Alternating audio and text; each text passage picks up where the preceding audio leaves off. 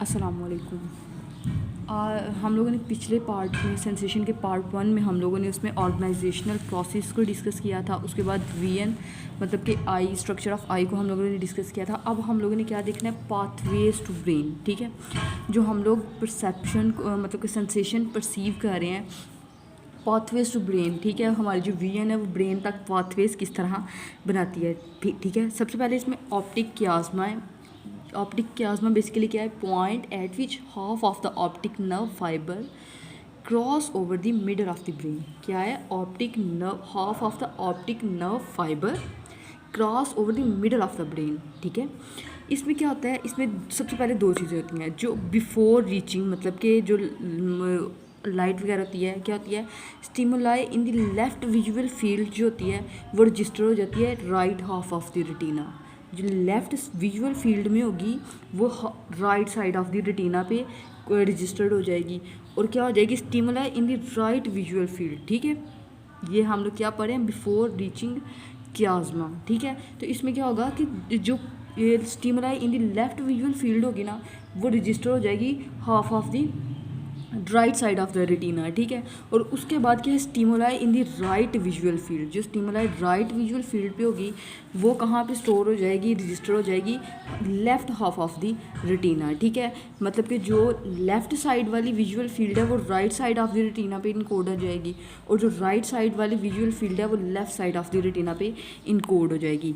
कब, before reaching optic क्यास्मा। ठीक है, उसके बाद क्या है, ऑप्टिक क्यास्मा नर्व डिवाइडेड। ठीक है, वो कहती हैं visual information originate in right half of the two retina. ठीक है, जो ओरिजिनल इन्फॉर्मेशन होती है वो ओरिजिनेट क्या होती है, विजुअल इन्फॉर्मेशन जो ओरिजिनेट होती है right half of the two retina, left side of occupied. ठीक है, lobes, occipital, sorry, left side of the occipital lobe. उसके बाद क्या है, नर्व मतलब कि आगे क्या होती है, इंफॉर्मेशन और originated in the left half of the retina transmit right side of the occipital lobe. मतलब वो ये कहना चाह रहा है कि ऑप्टिक क्यास्मा नर्व डिवाइडेड जो होती हैं वहाँ पे क्या होता है कि जो विजुअल इन्फॉर्मेशन हमारी left right side of the retina पे होती है ना वो left side of the occipital lobe पे वहाँ पे जाकर रजिस्टर हो जाती है और जो हमारी left half side of the retina पे जो हमारे पास इमेज है, विजुअल इन्फॉर्मेशन है, वो ट्रांसमिट हो जाती है right side of the occipital lobe. ठीक है, उसके बाद है we see left side of our field up and up in the register side of the brain, right visual field end up left side of the brain. मतलब कि अगर हम लोगों का left side of the visual field है मतलब कि left side of our field end up and register right side of the brain. ठीक है, वो right side of the brain पे रजिस्टर हो जाती है लेफ्ट साइड वाला इमेज और जो राइट साइड वाला इमेज होता है वो left side of the brain पे रजिस्टर हो जाता है। उसके बाद है dark adaptation. Dark adaptation basically क्या होता है कि जब आप बाहर अंधेरे से रोशनी में आते हैं, ठीक है, तो क्या होता है कि अचानक से आपको कुछ भी नज़र नहीं आ रहा था। ठीक है, आपकी आंखों के आगे अंधेरा आ जाता है, आपको ऐसा लगता है जैसे कुछ भी आपको नज़र नहीं आ रहा था। लेकिन फिर क्या होता है, अचानक आपको थोड़ी देर बाद आपका आई साइट बैलेंस होना शुरू हो जाता है। ठीक है, और आप चीज़ों को देखने लगते हैं। ठीक है, इसको कहते हैं डार्क अडॉप्टेशन। बेसिकली होता है इसमें क्या है, cones reach their greatest level of adaptation in few minutes but the rods take 30 minutes to reach the maximum level. ठीक है, क्या होता है कि कॉन्स जो होती हैं वो बहुत कम टाइम लेती हैं, फ्यू मिनट्स लेती हैं अपने हाईएस्ट लेवल को अचीव करने के लिए, लेकिन जो रॉड्स होती हैं वो 30 मिनट्स लेती हैं अपने मैक्सिमम लेवल को अचीव करने के लिए। ठीक है, और कलर्स जो होते हैं, बेसिक कलर्स, उनको मतलब कि जो हमारी डिम लाइट में एसोसिएटेड कलर्स होते हैं, डिम लाइट को देखने के लिए रिस्पॉन्सिबल होते हैं, वो हमारे रॉड्स होते हैं। ठीक है, तो रॉड्स को जब एक्टिवेट होने में टाइम लगेगा तो डेफिनेटली क्या होगा, हमारी आंखों के सामने अंधेरा आएगा और फिर जब तक रॉड्स जो हैं वो बैलेंस हो रहे होंगे तब तक हमें ठीक तरह से डिम लाइट में भी नज़र आना शुरू हो जाएगा। अब क्या है, perceiving in colour. Perceiving in colour में कि ना बेसिकली साइकोलॉजी में इन्होंने 3 डायमेंशंस दी हुई हैं। सबसे पहले ह्यू है। ठीक है, people commonly mean by colour blue, red, violet and so on. उसके बाद ब्राइटनेस क्या है, कलर इंटेंसिटी से रिलेटेड होती है और saturation it is the purity. ठीक है, परसीविंग इन कलर में ये 3 डायमेंशंस लोग देते हैं। उसके बाद है थ्योरीज ऑफ कलर विजन। ठीक है, इसमें 2 थ्योरीज हैं जो सबसे ज़्यादा इंपॉर्टेंट है, ट्राइकोमेट्रिक थ्योरी है और उसके बाद है opponent theory. Opponent process theory, trichromatic theory basically क्या है, 1807 में थॉमस योंग ने दी थी। इसने क्या कहा था कि हम लोग जो आई सी कलर्स, 3 डिफरेंट कलर्स होते हैं, ठीक है, जो हमारी आंखें देख सकती हैं, रेड, ग्रीन, ब्लू। और ये रेड, ग्रीन और ब्लू कलर्स जो होते हैं ये बेसिकली तमाम कलर्स का, इनको मिक्स किए जाए तो हर तरह का कलर इनसे बनता है, ओरिजिनेट होता है, ठीक है। मिक्सिंग दैम प्रोड्यूस कलर्स इन स्पेक्ट्रम। उसके बाद हरमन वुन हर्मेटोज ने कहा था कि 3 different types of receptors responsible for colour vision, ठीक है। उसने क्या कहा था, थॉमस योंग ने ये कहा था कि 3 बेसिक कलर्स होते हैं, और हरमन ने क्या कह दिया था, हरमन ने कहा था कि हमारे पास 3 तरह के रिसेप्टर्स होते हैं जो कलर्स को देखने के लिए रिस्पॉन्सिबल होते हैं। उसके बाद है opponent process theory. Opponent process theory क्या है, एवॉल्ड हेरिंग ने दी थी। इसने क्या कहा था, yellow is basic colour, all receptor response to opposing pairs of colors, red, green, blue and yellow। मतलब कि उसने ये कहा था कि पेयर्स में जो all receptor respond to opposing pair of colour, ठीक है, कि पेयर ऑफ कलर्स में वो रिसेप्टर्स जो हैं वो रिस्पॉन्स कर रहे होते हैं, जैसे कि रेड जो है वो ग्रीन के साथ, ब्लू येलो के साथ और वाइट जो है वो ब्लैक के साथ। उसने कहा था 4 बेसिक कलर होते हैं। और उसके बाद क्या है, अब जब इन स्टडीज़ को देखा गया तो क्या पता चला कि जो ट्राइकोमेट्रिक थ्योरी होती है ना वो रेटिना पे अप्लाई होती है, और जो ओपोनेंट प्रोसेस थ्योरी होती है वो higher visual context in the brain and explain after image and colour blindness, ठीक है। क्या है कि ट्राइकोमेट्रिक थ्योरी रेटिना के लिए अप्लाई हो रही है, और जो ओपोनेंट प्रोसेस थ्योरी है ये ब्रेन के विजुअल प्रोसेसेस के लिए यूज़ हो रही है, और 2 तरह की फिनोमिना को एक्सप्लेन करती है, after image and colour blindness को, ठीक है। ओपोनेंट प्रोसेस थ्योरी कि ओपोनेंट प्रोसेस थ्योरी 2 तरह के फिनोमिना को हमें बता रही है, क्या है, after image and colour blindness. After image में क्या है, is the visual sensory experience which persist after the external stimulus has been remove, ठीक है। अगर किसी इमेज को हटा दिया जाए ना तो फिर भी हमारे सामने वो इमेज बनता रहता है, ठीक है। फॉर एग्जांपल अगर आपको एक पिक्चर दिखाई जाए, ठीक है, अगर आपको कोई एक पिक्चर दिखाई जाए तो आपके सामने फिर उस पिक्चर को हटा लिया जाए तो आपके सामने वही इमेज बनता रहेगा, आप बार बार उसी इमेज को फॉलो करें। मतलब कि ये देखिए, अगर मैं आपको ये इमेज दिखाती हूँ, आपको मैं कहती हूँ 30 सेकंड इस इमेज पे फोकस करें, कंसंट्रेट करें, ठीक है, तो आप 30 सेकंड्स के लिए जब इसको देखेंगे, ठीक है, जब मैं इसको रिमूव कर दूँगी तो फिर भी आपके दिमाग में ये वाला इमेज ज़रूर बनेगा, ठीक है। तो इसमें क्या होता है, आफ्टर इमेज, इमेज के बाद वाली क्या कंडीशन होती है, ठीक है। तो इसमें ना 2 तरह की होती हैं, positive after image and negative after image. Positive में क्या होता है कि same kind of detail, brightness, colour, मतलब कि अगर मैं आपको ब्राइट कलर में दिखाऊंगी तो आपको सेम उसी पैटर्न में याद रहेंगे, ठीक है। तो वो क्या होगी, पॉजिटिव आफ्टर इमेज। और नेगेटिव आफ्टर इमेज क्या है कि आपको वो इमेज तो याद है लेकिन ब्लैक एंड वाइट में याद है, ठीक है। सी कलर और image complementary to original image, ठीक है। उसके बाद क्या है, कलर ब्लाइंडनेस की इसमें टर्म आती है। कलर ब्लाइंडनेस क्या है, the inability of some people to distinguish certain colour as colour blindness, के लोग जो है वो कलर्स के दरमियान में डिफ्रेंशिएट नहीं कर पाते, तो इस कंडीशन को हम लोग क्या कहते हैं, कलर ब्लाइंडनेस कहते हैं। ये ओपोनेंट प्रोसेस थ्योरी में आती है। उसके बाद हम लोगों ने थर्ड इम्पॉर्टेंट थिंग जो डिस्कस करनी है वो सेंसेशन में हेयरिंग है, मतलब कि एयर से रिलेटेड जो है हमारा। सबसे पहले हम लोग हेयरिंग में क्या करेंगे कि हेयरिंग जो है ये physical movement of air molecules होती है। Sound is actually the physical movement of air molecules in regular wave like pattern caused by vibration of an object. Sound waves vary in 3 waves: frequency, amplitude and timber, ठीक है। Frequency क्या होती है, express in hertz, HZ में इनको express किया जाता है। 1 हर्ट्स इक्वल टू 1 साइकिल पर सेकेंड। यंग एडल्ट की जो फ्रीक्वेंसी होती है 20 से 20,000 हर्ट्स होती है। उसके बाद है amplitude, heights and depth of waves, ठीक है।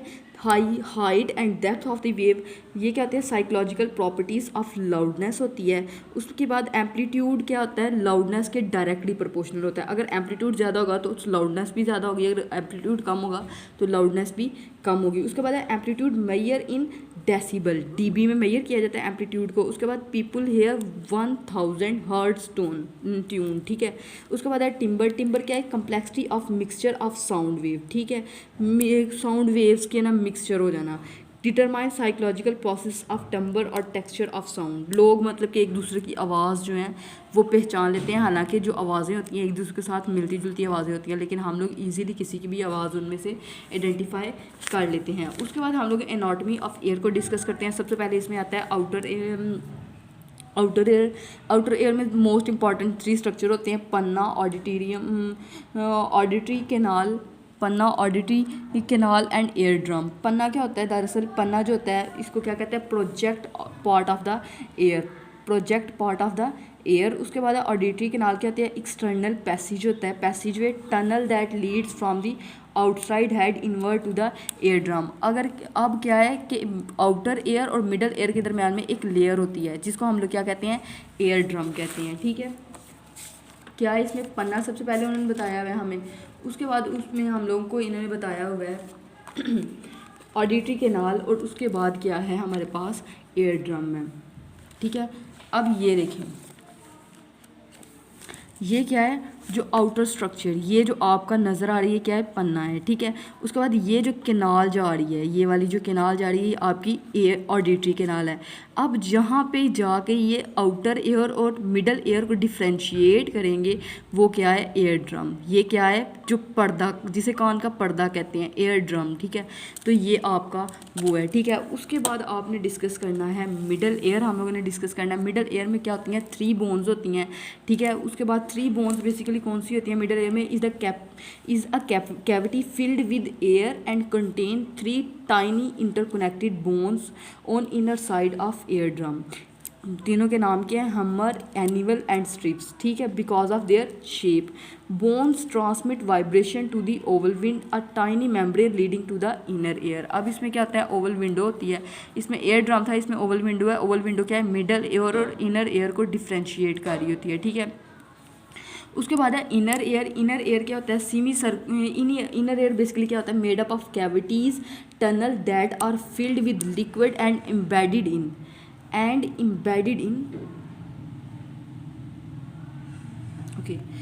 in bones. Semicircular canals are not directly related to hearing but function in the air of balance and originated of the body.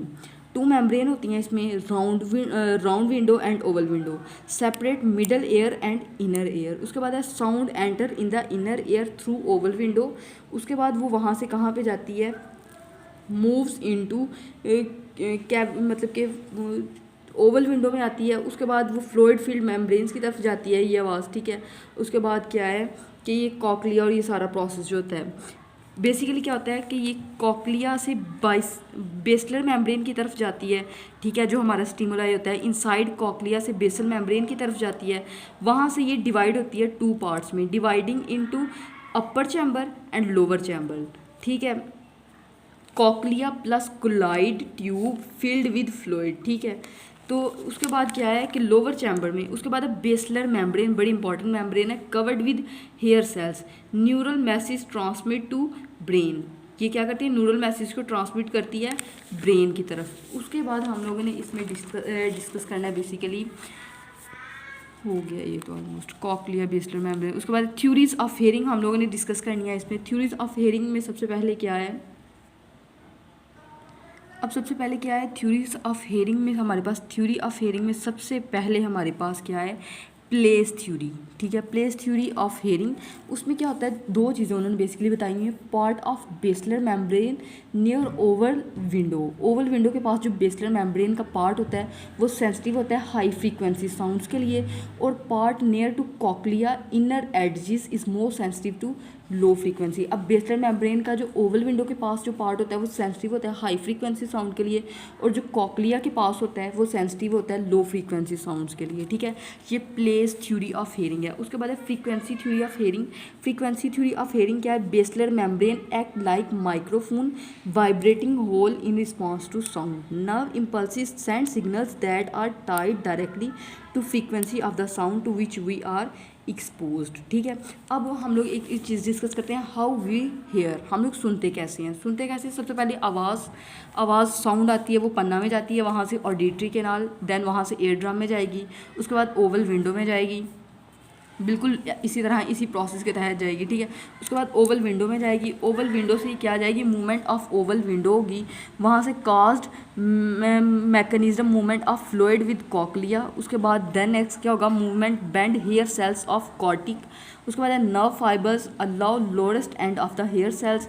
उसके बाद है कॉस्टिक स्टिमुलेशन होगी, उसके बाद कॉकलिया पोर्शन में होगा, ठीक है, कॉकलियर पोर्शन होगा, मिडल्ला में जाएगी higher centre of the brain और lower range of the ladders through brain stems, ठीक है। तो इसके थ्रू क्या होगी, हमारा हेयरिंग का प्रोसेस होगा। अब क्या है, स्मेल और टेस्ट क्या है, हमारे केमिकल सेंसेस होती हैं। स्मेल रिसेप्टर्स जो होती हैं वो नेजल पैसेज में होती हैं through stereochemical theory. Order receptor have holes that order molecules fit into. उसके बाद टेस्ट रिसेप्टर्स जो होते हैं वो टंग में होते हैं, और हमारी जो टेस्ट बर्ड्स होती हैं वो हमारी टंग पे ही होती हैं, जो हमें टेस्ट को फील करवाती हैं। उसके बाद है 4 qualities, sweet, sour, salt and bitter taste जो होती हैं, टेस्ट की 4 क्वालिटीज़ होती हैं। Taste quality are coded neurally by the feeding pattern of the receptor cells. ये था हमारा सेंसेशन का टॉपिक। एक दफ़ा दोबारा देख लेते हैं। सेंसेशन को हम लोगों ने डिस्कस किया, उसमें हम लोगों ने क्या डिस्कस किया, ऑर्गेनाइजेशनल प्रोसेस, स्टिमुलस में हम लोगों ने एक चीज़ डिस्कस की साइकोफिजिक्स, और उसमें हम लोगों ने 2 चीज़ें डिस्कस की, absolute threshold and different threshold. उसके बाद stimulus, receptor and stimulation, transduction and code, sensory adaptation. उसके बाद हम लोगों ने डिस्कस की वीएन में सबसे पहले हम लोगों ने डिस्कस की कि वीएन होती क्या है। उसके बाद हम लोगों ने इसकी वेवलेंथ को डिस्कस किया। उसके बाद हम लोगों ने स्ट्रक्चर ऑफ आई को डिस्कस किया, outer layer, middle layer and inner layer. Outer layer में क्या होता है, सबसे इंपॉर्टेंट पार्ट कॉर्निया होता है। मिडल लेयर में iris, pupil, lens, ciliary muscles, aqueous humour, vitreous humour. उसके बाद इनर लेयर में रॉड्स, कॉन और blind spot and optic nerve. उसके बाद हम लोगों ने डिस्कस किया पाथवेज टू ब्रेन, इसमें हम लोगों ने ऑप्टिक कियाज्मा डिस्कस किया, इसमें भी 3 इंपॉर्टेंट थिंग्स डिस्कस की। उसके बाद है डार्क अडॉप्टेशन डिस्कस की। उसके बाद है परसीविंग इन कलर्स डिस्कस की। उसके बाद है थ्योरीज ऑफ वीएन, इसमें ट्राइकोमेट्रिक थ्योरी और ओपोनेंट प्रोसेस थ्योरी डिस्कस की।